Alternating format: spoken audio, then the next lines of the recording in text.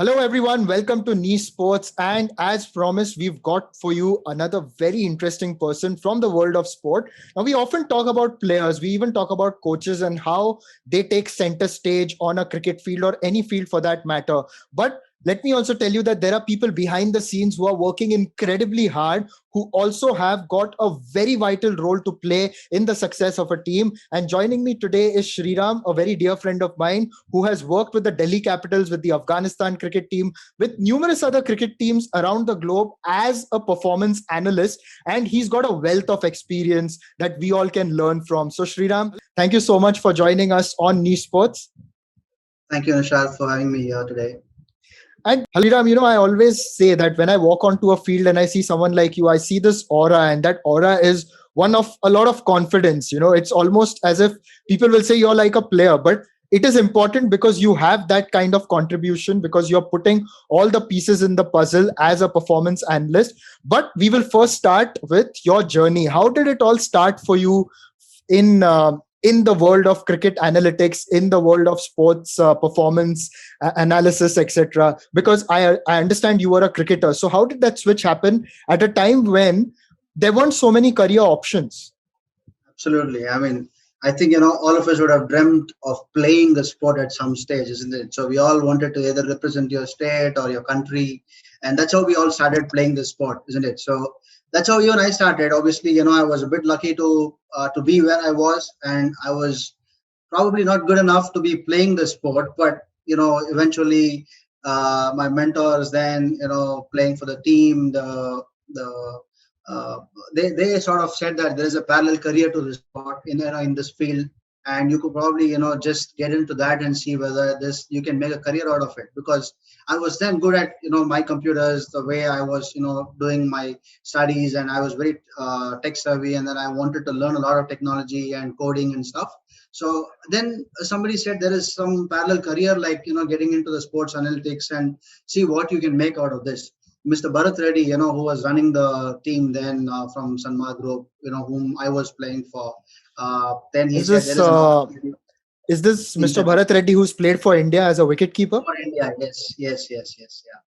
So he then, said there is a parallel career option for you. Why don't you just, take a chance and see whether it works out for you? But that's how it started all. And I'm telling you this. I'm so grateful to him, because not everyone will get an opportunity like this to be doing what they love to do. And that, I mean, that was almost a coincidence. But then that became my full time career now, and I'm loving it. One of those lucky chosen ones, I would say, to be doing what I'm doing, what I like. So that was pretty incidental, but it is giving me results, and it's fruitful in my career so far. So Getting the idea is one thing, but what are the steps you took to put it into practice? Because it's one thing that I think I want to be a sports performance analyst or a cricket performance analyst, but you have to get there. How did that journey begin for you? What are the qualifications that you had to go through to in order to get there, and what was your first project?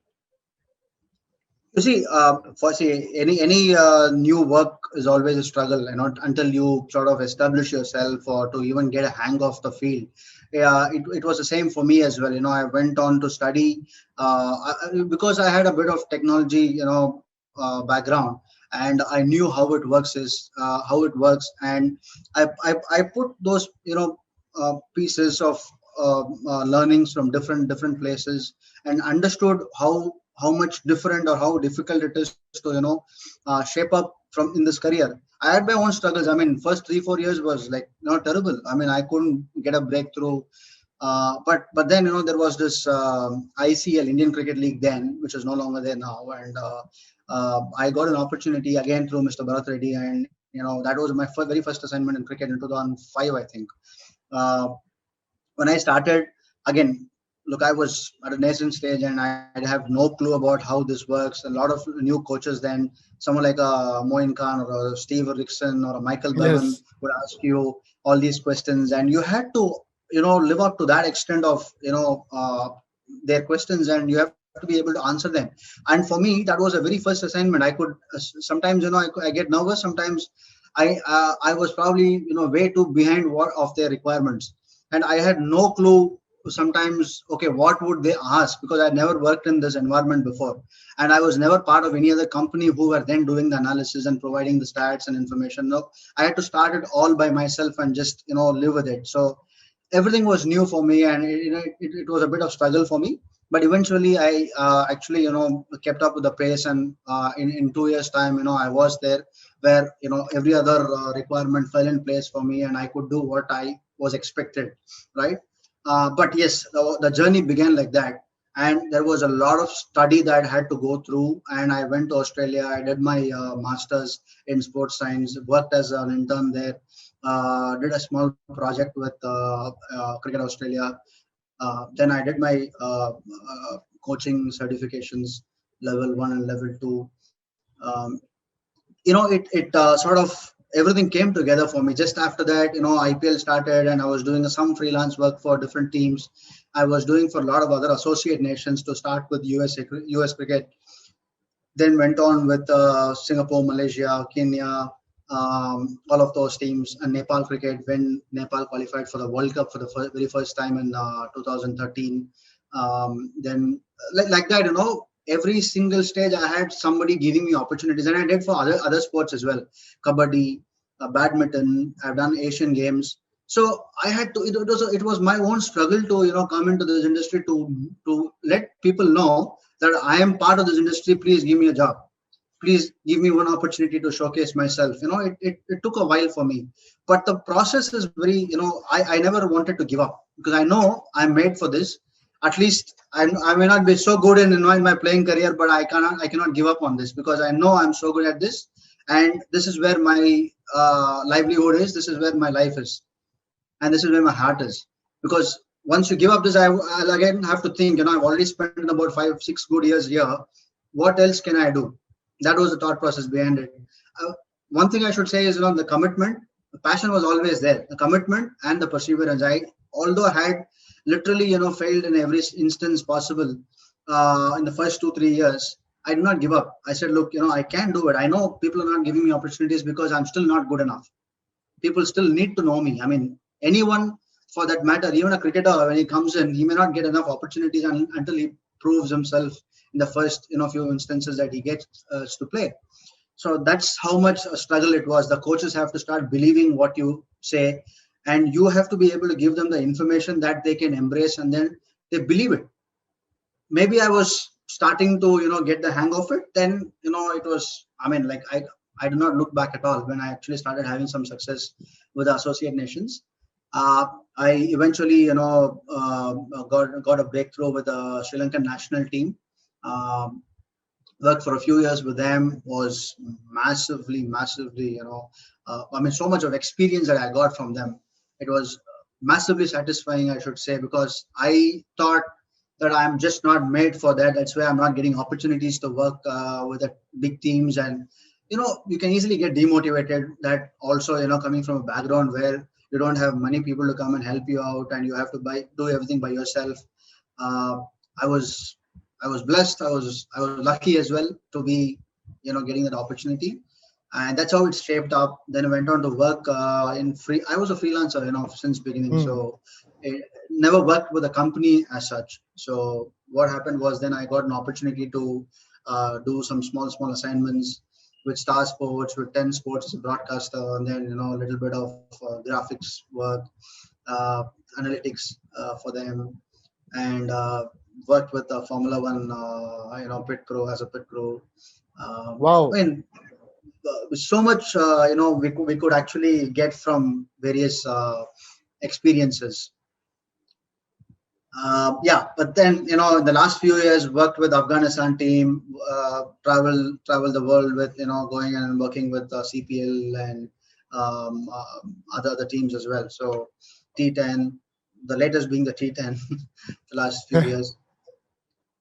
Yeah, but so that's how it actually shaped up. I mean, when you ask me how, every single stage, I mean, the evolution of Hmm. the sport from what it was to those two main formats to T20, and the T20's evolution itself. In the first 2-3 years, it was looked at differently. Then a lot of number crunching happened, a lot of deep insights of the game. Now it is all about matchups to understand.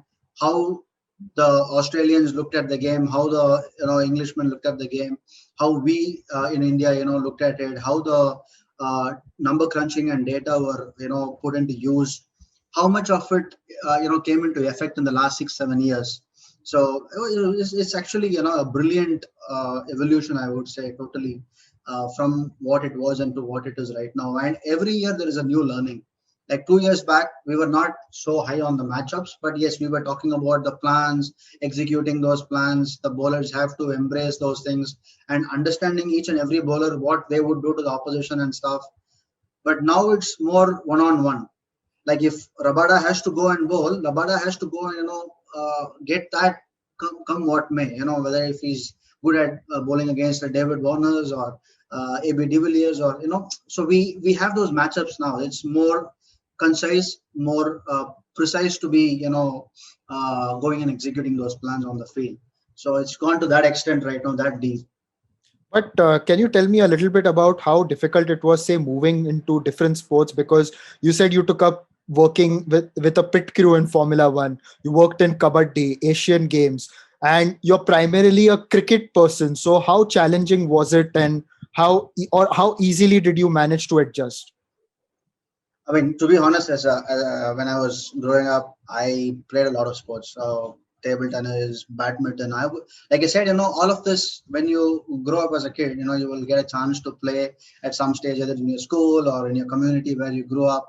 All of that. So I was lucky to be part of a few circle, where we all used to hang out together after the school, and that's how we started playing those sports, badminton, a bit of table tennis and all of football and all of that. So I represented zonals for football. I was a goalkeeper, and then I played badminton again for the zone, South Zone. Table tennis not so much, but just as a pastime. We all friends, quite often we go and play in a area where we stayed, in a community where we had all those facilities. So I was lucky. So I picked up that sport. So I was always I wouldn't say an athlete by a professional as a professional, but yeah, I could still connect with the game. You That had is an how it inclination was. of being in Yeah, I sports. always had the inclination towards every sport, to pick up the sport and to go and play or get a hang of it. And as just sports, that DNA should always come from within. You will not you will not acquire it. Yeah. Yeah, this was that was my journey with regards to the playing the sport and the connect.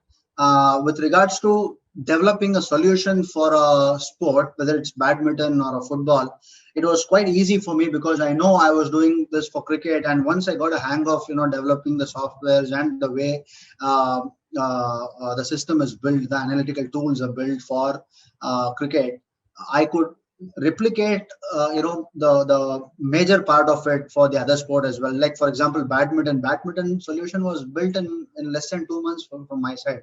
Oh And wow! I had a team of people who helped me out with designing and laying out the user interfaces and all that. So I had a very reasonably good team to work with me. And it sort of helped me build various other solutions for table tennis, for football. um, 2010 I did a lot of work with youth Olympics in Singapore. Hmm. So that also gave me a little bit of platform to go and execute myself and to get a lot of exposure there actually. And I did for yoga and karate. So the combat sports also gave me a little bit of insight of how an Olympic association can approach us or be useful for them, and things like that. And badminton, squash, all of this, like I'm not saying that I know all the sport, but the basis was that where the movement is there, the analysis is possible. That was the criteria for me. So wherever there is movement, I know there is analysis possible. So whether it's a kabaddi or a cricket, you should know the sport, the complete knowledge of the sport. If you are aware of it, then it is only matter of time you work with the experts and then get what you have to do there. So it took me some time to build a software solution for Kabaddi as well. Since its inception, the first year onwards, I built a system for Kabaddi called Pro Raider, and that has been used by a lot of PKL teams. Um, of late till last year, we were working with Haryana Steelers and all that. So That's how it is.